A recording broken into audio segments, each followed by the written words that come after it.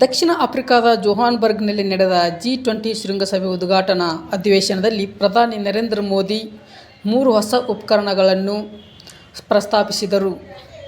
ಆಫ್ರಿಕಾದಲ್ಲಿ ನಡೆದ ಮೊದಲ G20 ಶೃಂಗಸಭೆಯನ್ನು ಸಮಗ್ರ ಮತ್ತು ಸುಸ್ಥಿರ ಆರ್ಥಿಕ ಬೆಳವಣಿಗೆ ಕುರಿತಾದ ಅಧಿವೇಶನವನ್ನು ಉದ್ದೇಶಿಸಿ ಮಾತನಾಡಿದ ಪ್ರಧಾನಿ ನರೇಂದ್ರ ಮೋದಿಜಿ, G20 ದೀರ್ಘಕಾಲದಿಂದ ಜಾಗತಿಕ ಹಣಕಾಸು ಮತ್ತು ಬೆಳವಣಿಗೆಯನ್ನು ರೂಪಿಸಿದೆ. ಪ್ರಸ್ತುತ ಅಭಿವೃದ್ಧಿ ಮಾದರಿಗಳು ಪ್ರಕೃತಿ ನಾಶ ಮಾಡುತ್ತಿವೆ. ಆಫ್ರಿಕಾ ಅನೇಕ ಸವಾಲುಗಳನ್ನು ಎದುರಿಸುತ್ತಿವೆ ಎಂದು ಹೇಳಿದರು. ಯಾರನ್ನೂ ಬಿಡದೆ, ಹಿಂದೆ ನೋಡದೆ ಎಲ್ಲರನ್ನೂ ಒಳಗೊಂಡ ಅಭಿವೃದ್ಧಿ ಪ್ರಯತ್ನ ಬೇಕು ಎಂದು ನರೇಂದ್ರ ಮೋದಿ ಸಲಹೆ ನೀಡಿದರು. ಆದರೆ ಯಾರನ್ನೂ ಬಿಡದೆ ಹಿಂದೆ ಮುಂದೆ ಸಮಗ್ರ ಮತ್ತು ಸುಸ್ಥಿರತೆಯನ್ನು ಬೆಳವಣಿಗೆ ಕುರಿತು ಅಧಿವೇಶನ ಮಾತನಾಡಿದ ನರೇಂದ್ರ ಮೋದಿ, ಭಾರತ ಸಮಗ್ರ ವಾತಾವರಣವಾದ ತತ್ವವು ಹೆಚ್ಚು ಸಮತೋಲಿತ ಅಭಿವೃದ್ಧಿಗೆ ಮಾರ್ಗದರ್ಶನವಾಗಿದೆ ಎಂದು ಹೇಳಿದರು. ಜಗತ್ತಿನಾದ್ಯಂತ ಜ್ಞಾನ, ಕೌಶಲ್ಯ ಮತ್ತು ಸುರಕ್ಷತೆ ಬಗ್ಗೆ ನರೇಂದ್ರ ಮೋದಿ ಸಹಕಾರವನ್ನು ಮರುರೂಪಿಸಲು ಉದ್ದೇಶಿಸಿ ಮಾತನಾಡಿದರು. ಸುಸ್ಥಿರ ಜೀವನ ಮಾದರಿಗಳನ್ನು ರಕ್ಷಿಸುವ ಕರೆಯೊಂದಿಗೆ ತಮ್ಮ ಭಾಷಣ ಪ್ರಾರಂಭಿಸಿದ ಮೋದಿ, G20 ಸಭೆಯಲ್ಲಿ ಸಾಂಪ್ರದಾಯಿಕ ಜ್ಞಾನ ಭಂಡಾರವನ್ನು ಪ್ರಸ್ತಾಪಿಸಿದರು ಮತ್ತು ಪರಿಸರ ಸುರಕ್ಷತೆಯನ್ನು ಅದರ ಬಗ್ಗೆಯೂ ಮಾತನಾಡಿದರು. ಸಮತೋಲನದಲ್ಲಿರುವ ನಮ್ಮ ಹಳೆಯ ಜೀವನ ವಿಧಾನಗಳನ್ನು ಮತ್ತು ಪ್ರಾರಂಭಿಕ ಅಡಚಣೆಗಳನ್ನು ನಾವು ಗುರುತಿಸಬೇಕು. ಪ್ರಪಂಚದಾದ್ಯಂತ ಜ್ಞಾನ ಸಂಗ್ರಹಿಸಲು ನಾವು ಅದನ್ನು ಎಲ್ಲರಿಗೂ ಸಿಗುವಂತೆ ಮಾಡಲು ಜಾಗತಿಕ ಸಾಂಪ್ರದಾಯಿಕ ಜ್ಞಾನ ಭಂಡಾರವನ್ನು ಸ್ಥಾಪಿಸಬೇಕು ಎಂದು ಅವರು ಹೇಳಿಕೆ.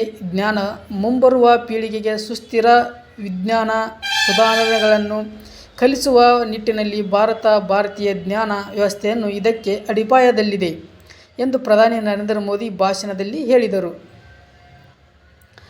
ಮತ್ತು ಆಫ್ರಿಕಾ ಅಭಿವೃದ್ಧಿ ಹೊಂದಿದರೆ ಅದು ಇಡೀ ಜಗತ್ತಿಗೆ ಪ್ರಯೋಜನವನ್ನು ನೀಡುತ್ತದೆ ಎಂದು ಪ್ರಧಾನಿ ನರೇಂದ್ರ ಮೋದಿ ಒತ್ತಿ ಹೇಳಿದರು. G20 ಆಫ್ರಿಕಾ ಮತ್ತು ಕೌಶಲ್ಯ ಕಾರ್ಯಕ್ರಮವನ್ನು ಪ್ರಾರಂಭಿಸಬೇಕು.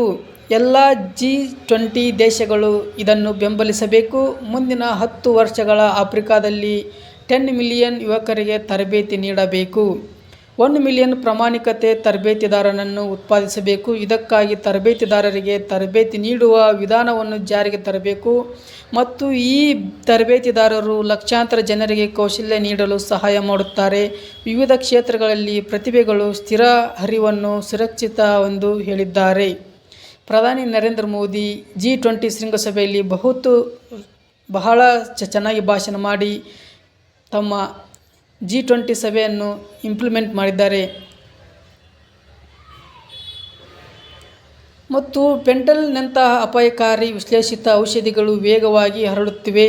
ಇದು ಸಾರ್ವಜನಿಕ ಆರೋಗ್ಯ ಮತ್ತು ಜಾಗತಿಕ ಭದ್ರತೆಗೆ ದೊಡ್ಡ ಬೆದರಿಕೆಯಾಗಿದೆ ಎಂದು ನರೇಂದ್ರ ಮೋದಿ ಕಳವಳ ವ್ಯಕ್ತಪಡಿಸಿದರು. ಮಾದಕ ವಸ್ತುಗಳು, ಕಳ್ಳ ಸಾಗಾಣಿಕೆ ಮತ್ತು ಭಯೋತ್ಪಾದನೆಯ ನಡುವಿನ ಸಂಬಂಧವನ್ನು ಮುರಿಯಲು G20 ವಿಶೇಷ ಉಪಕ್ರಮವನ್ನು ತೆಗೆದುಕೊಳ್ಳಬೇಕು. ಮಾದಕ ವಸ್ತುಗಳು, ಕಳ್ಳ ಸಾಗಾಣಿಕೆ ಜಾಲವನ್ನು ಅಡ್ಡಿಪಡಿಸಲು ಅಕ್ರಮವಾಗಿ ಹಣದ ಹರಿವನ್ನು ನಿಲ್ಲಿಸಬೇಕು ಮತ್ತು ಭಯೋತ್ಪಾದನಾ ದಾಳಿ ಹಣಕಾಸು ಒದಗಿಸುವುದನ್ನು ನಾವು ತಡೆಯಲು ಎಲ್ಲ ದೇಶಗಳು ಒಟ್ಟಾಗಿ ಆರ್ಥಿಕ ಮತ್ತು ಭದ್ರತಾ ಕ್ರಮಗಳನ್ನು ಬಳಸಬೇಕು ಎಂದು ನರೇಂದ್ರ ಮೋದಿ ಹೇಳಿದರು.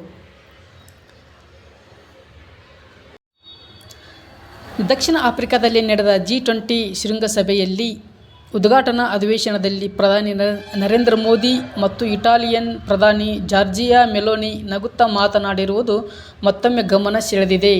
ಇವರಿಬ್ಬರ ಸ್ನೇಹ ಹಲವು ಬಾರಿ ನೆಟ್ಟಿಗರ ಗಮನಕ್ಕೆ ಸೆಳೆದಿದೆ. ಇದು ಇಬ್ಬರು ನಾಯಕರು ನಗುತ್ತಾ ಕೈಕುಲುಕುತ್ತಾ ಶುಭಾಶಯಗಳನ್ನು ಹಂಚಿಕೊಳ್ಳುವುದು ಕಂಡುಬಂದಿದೆ. ಶೃಂಗಸಭೆಯ ಸಮಯದಲ್ಲಿ ಪ್ರಧಾನಿ ಬ್ರೆಜಿಲ್ ಅಧ್ಯಕ್ಷ ಮಿಲುಜಿ ಮತ್ತು ಇನಾಸಿಯೋ ಲುಲಾ ಸಿಲ್ವಾ ಸೇರಿದಂತೆ ಹಲವು ವಿಶ್ವ ನಾಯಕರೊಂದಿಗೆ ಬೆಚ್ಚಗಿನ ಅಪ್ಪುಗೆಯ ವಿನಿಮಯ ಮಾಡಿಕೊಳ್ಳುವ ಸಿಚುವೇಶನ್ ಕಾಣಬಹುದು.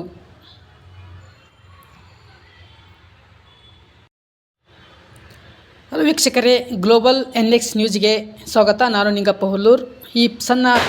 ಈ ಚಿಕ್ಕ ಪತ್ರಕರ್ತನಿಗೆ ನಿಮ್ಮ ಸಹಾಯ ಅಗತ್ಯವಿದೆ. ವಿಡಿಯೋ ಲೈಕ್ ಮಾಡಿ, ಸಬ್ಸ್ಕ್ರೈಬ್ ಮಾಡಿ, ಶೇರ್ ಮಾಡಿ, ನಿಮ್ಮ ಅಭಿಪ್ರಾಯ ಕಮೆಂಟ್ ಮಾಡಿ ಪ್ಲೀಸ್.